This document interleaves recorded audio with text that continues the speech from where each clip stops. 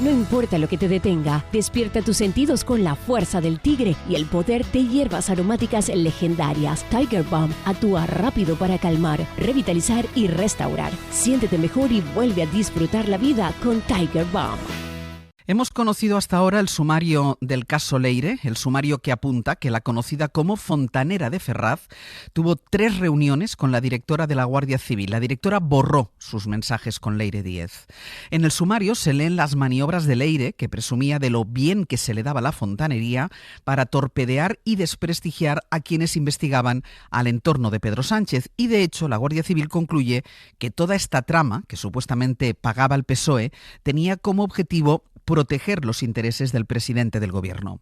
2 agentes llegaron a asegurar que a ellos les habían pedido que no fueran proactivos en los casos que afectaran al Partido Socialista, que se pusieran de perfil. Estas son algunas de las cosas que hemos conocido hasta ahora al leer el sumario. Lo que vamos a poder hacer ahora también es escuchar cómo suena ese sumario, escuchar las conversaciones que tuvo la propia Leire Díez. Esta conversación, por ejemplo, de Leire Díez con Francisco Martínez. El nombre de Francisco Martínez les sonará. Era el número 2 de Jorge Fernández Díaz en el Ministerio del Interior durante la Kitchen. Leire Díez se reúne con él para buscar trapos sucios del PP o de jueces o de fiscales o incluso de agentes. Ella le cuenta cuál es su función en todo eso. Y ella lo resume en una palabra.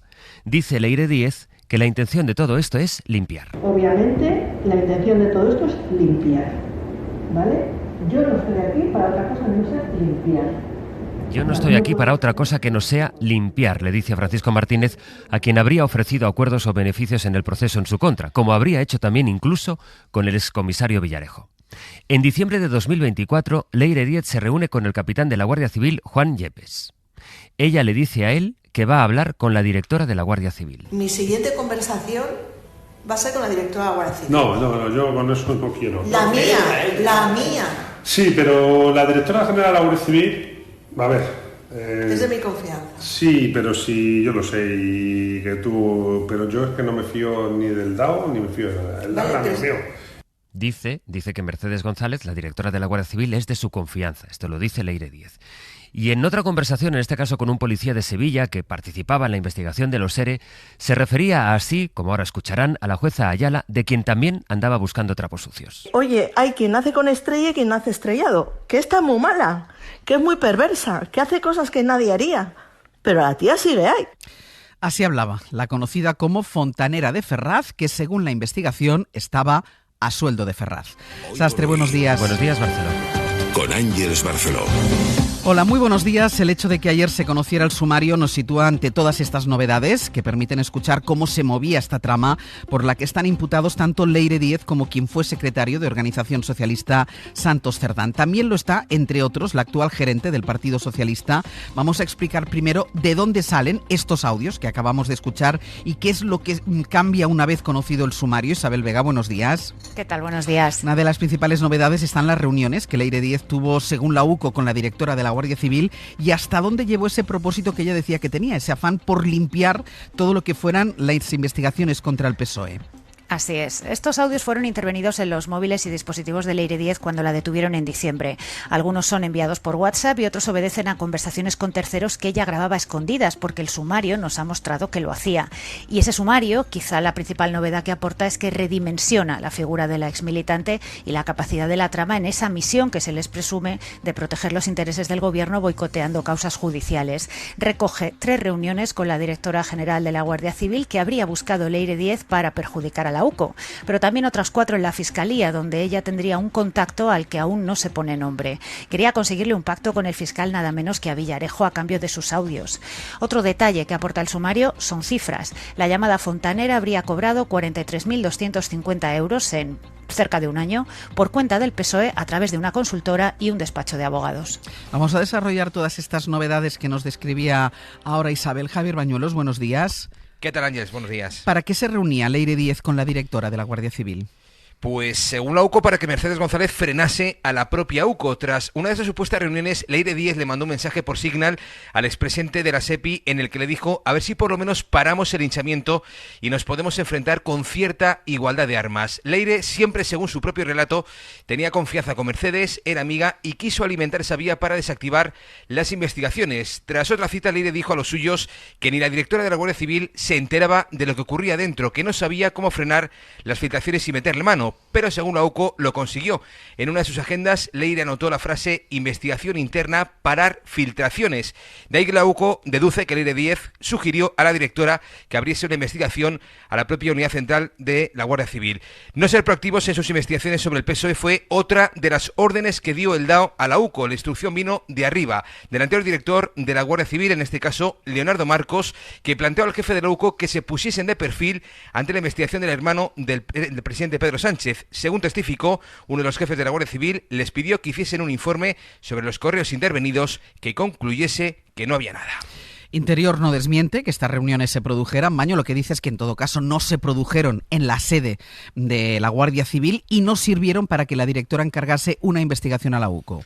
Sí, en eso son categóricos. Fuentes de Interior aseguran que Mercedes González nunca encargó una investigación interna contra la UCO a petición de Leire Díez, pero se hizo. En cuanto a las citas, a esos 3 encuentros que menciona la UCO, esos informes dicen que la directora de la Guardia Civil nunca recibió a Leire Díez en la Dirección General de la Guardia Civil. Defienden que en el registro de visitas en poder del juez no figura, de hecho, el nombre del exmilitante socialista. Pero lo cierto, Ángels, es que la UCO detalla que esas reuniones no se produjeron dentro, sino fuera, en las inmediaciones de la sede de la Guardia Civil. Repetida la pregunta, Interior no lo desmiente.